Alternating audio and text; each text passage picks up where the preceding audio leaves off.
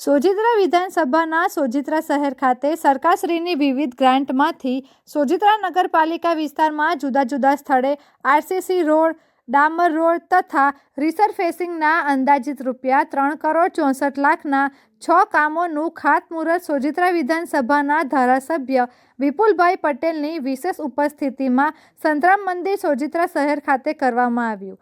આ પ્રસંગે સોજિત્રા શહેર સંગઠન પ્રમુખ અલ્કેશભાઈ પટેલ, મહામંત્રી જતીનભાઈ પટેલ, રાકેશભાઈ બારોટ, તાલુકા પંચાયત પ્રમુખ મેહુલભાઈ ગોહેલ, આણંદ જિલ્લા સહકારી સંઘના ચેરમેન રજનીકાંતભાઈ પટેલ, શિક્ષણ સમિતિના ચેરમેન સુનિલભાઈ સોલંકી, કેળવણી મંડળના પ્રમુખ અતિનભાઈ પટેલ, સામાજિક કાર્યકર યોગેશભાઈ પટેલ, શૈલેષભાઈ પટેલ, મામલતદાર ગૌરવભાઈ કાપડિયા, ચીફ ઓફિસર પાર્થભાઈ પરમાર, સંગઠનના સૌ હોદ્દેદારો, પદાધિકારીઓ, કાર્યકર્તાઓ અને નગરજનો ઉપસ્થિત રહ્યા હતા।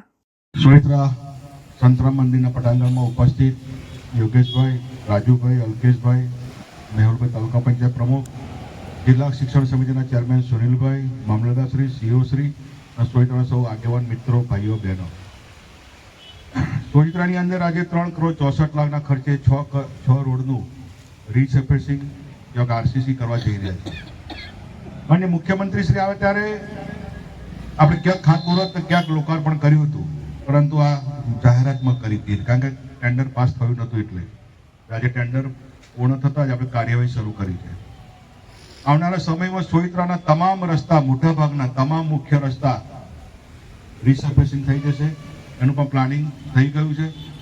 આ તળાવ પણ બ્યુટિફિકેશનમાં પાસ થઈ ગયું છે, એનું પણ અત્યારે ટેન્ડરિંગ ચાલે છે।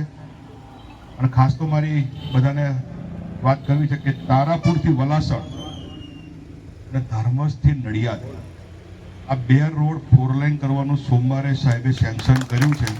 લગભગ 3 દિવસમાં ઓર્ડર આવી જશે।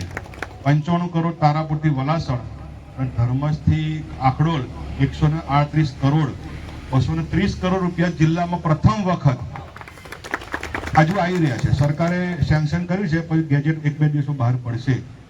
એટલા માટે કે આવનારા સમયમાં 21મી સદીની અંદર ઝડપથી વિકાસ કરવો હોય તો રસ્તા પણ પહોળા જોઈએ। તો જિલ્લાના 2 મુખ્ય માર્ગો વર્ષોથી 7 મીટર ને 10 મીટર હતા, એ 4 લાઇન કરવાની રજૂઆત કરી હતી અને સરકાર હકારમાં આપણને એમાં ફાળો આપ્યો છે।